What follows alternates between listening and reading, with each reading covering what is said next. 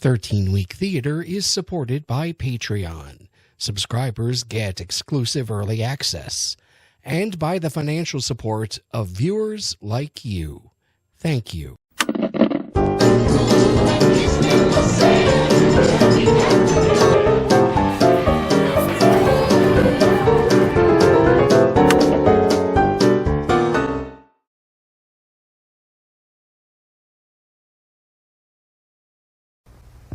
Can't help thinking that somewhere in the universe there has to be something better than man. Has to be. The words are Charlton Heston's. Get out a last signal to Earth that we've landed! The 1968 movie of The Planet of the Apes turned out to be a surprise hit and led to a series of sequels. With the success of the third film, The Escape from the Planet of the Apes in 1971, producer Arthur P. Jacobs began considering taking his franchise onto the small screen. But when 20th Century Fox greenlit 2 more movies, Jacobs didn't want to compete with himself, so he held off on his plans. Jacobs never got his chance to make a Planet of the Apes TV series, however, since he died shortly after the last movie, Battle for the Planet of the Apes, debuted in 1973. After his death, the company sold all rights to the film franchise to Fox, who ended up selling television rights for the first 3 films to CBS. After screenings of the first 3 movies proved very lucrative for the network, CBS began talking about a weekly series once again. The network gave Fox a commitment for 14 episodes to air starting in the fall of 1974. And as a sign of faith in the franchise, CBS and Fox gave the show a budget of $250,000 an episode. At the time, one of the most expensive TV series ever. Fox tapped Herbert Hirschman, who had produced such shows as Perry Mason and The Twilight Zone, as executive producer, and Stan Ho, a former vice president of the studio, as showrunner. Actor Ron Harper was cast as head astronaut Alan Verdon, James Naughton was cast as Major Peter Burke, and Roddy McDowall, who had played Cornelius and Caesar in the movies, signed on as a new character named Galen. Rounding out the regular cast were veteran actor Booth Coleman as Counselor Zaius and Mark Leonard as General Urko. 2 pilots for the show were written by Rod Serling, who had written the original script for the first movie. CBS rejected both of them. Finally, a 3rd pilot script by Dark Shadows co-creator Art Wallace got the network's blessing, and production could begin. Wallace's script started out with a similar story to the first film, with Verdon and Burke stranded on a planet that they eventually find out is a future Earth where apes became the dominant species. Oh my God, Pete. Oh my God. The year 2503. This picture was taken 500 years after we left. We can't go home, Alan. We're on Earth. We're there already. There were 3 humans, Urko. 1 is dead. The other 2 are still at large. They must be found, and quickly. Yes, and killed. No! Brought back. Questioned by the High Council. This is an infection, Zaius. One doesn't question it, one wipes it out. Just as we did before. Not until we question its source. Joined by a chimp named Galen, who has been condemned as a heretic for believing that humans were once the dominant species on the planet, they wander the Earth as fugitives, pursued by General Urko.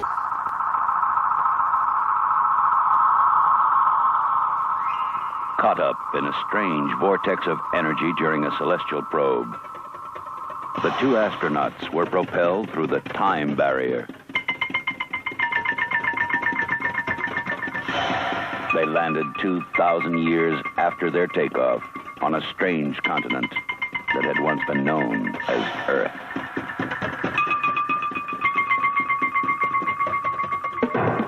From one of the most successful motion pictures ever made comes an exciting new television series, Planet of the Apes. Planet of the Apes takes place on Earth, but some 2,000 years from now. There's been some sort of cataclysm that's changed the whole complexity of the planet. We find that the whole world is turned upside down, that when civilization regenerated itself, the apes became the dominant members of society. We're creating a world that never existed, So we have plenty of latitude, both in the behavior of people, the society we're creating, the way it looks, the way we see civilization regenerating itself is with the apes, of course, at the top. The center of government is Ape City, where there are just a few humans who work as clerks and servants. Most of the humans live in comparatively rural communities. There are many special and difficult production problems. Foremost is that of the ape makeup. It takes close to 4 weeks to get an ape made up. First, we have to start with a gooey plaster substance and make a mask of the face. Then when that hardens, it's cast to mold. And on that mold, the facial characteristics of the simians are built. We spend somewhere between 3.5 and 4 hours putting these appliances onto the ape characters. The show is going to have a very strong philosophic base. For the Planet of the Apes is a world regenerating itself from our own civilization, mirroring in a strange way what's both good and bad about our own lives. And our two astronauts are going to find themselves in a world where evolution has gone completely haywire. Roddy McDowell, Ron Harper, and James Martin star in Planet of the Apes. Planet of the Apes debuted on September 13th, 1974, and crashed harder than the astronauts' ship had. So, what happened? First, some of the storylines that Fox came up with proved to be a bit controversial, forcing the network to intervene. One episode was pulled from the lineup and not aired because it drew parallels to the United States' use of Agent Orange during the Vietnam War. Another episode, written by sci-fi writer Shimon Winselberg, who had written the original pilot for Lost in Space a decade earlier, underwent so much network interference that Winselberg forced Fox to take his name off of it, substituting his pen name S. Bar David.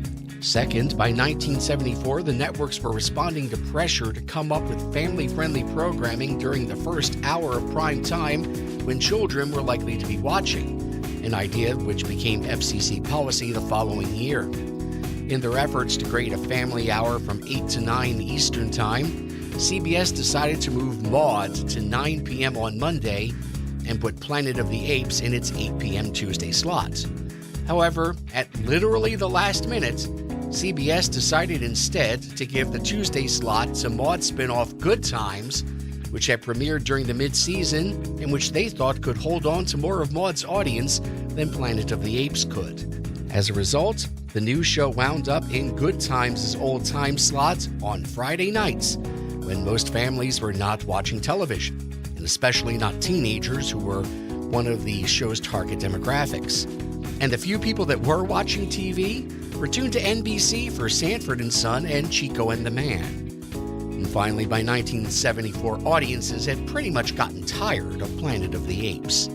The fifth film in the series had barely recouped its budget and had been savaged by critics and audiences alike. Add in the fact that the show was seen by many as just rehashing themes that had been examined in the films, and there just wasn't much of a reason for people to watch the new series. On November 30th, CBS announced the show's cancellation, and the last episode aired 6 days later. The Agent Orange episode wouldn't be seen until the series was sold into syndication. The next year, NBC and Fox came together for an animated version of the series called Return to the Planet of the Apes, produced by DePatie Freeling, the production house behind the Pink Panther cartoon, among others. It suffered from poor ratings, and plans for a short second season to wrap up the dangling storylines was dropped. Finally, hoping to cut some of their losses, in 1980, Fox wound up re-editing 10 of the 14 episodes into 5 two-hour TV movies, which were sold into syndication. And when ABC bought the telemovie package for their owned and operated stations, they hired Roddy McDowell to put on the ape makeup one last time to shoot new linking narrations that they ended up editing into the films when they aired them, including explaining at the end of the fifth that the two astronauts eventually found a way home, but never explained how they did it. In the end, Planet of the Apes proved to be one more example of Hollywood's tendency to go back to the well one time too many.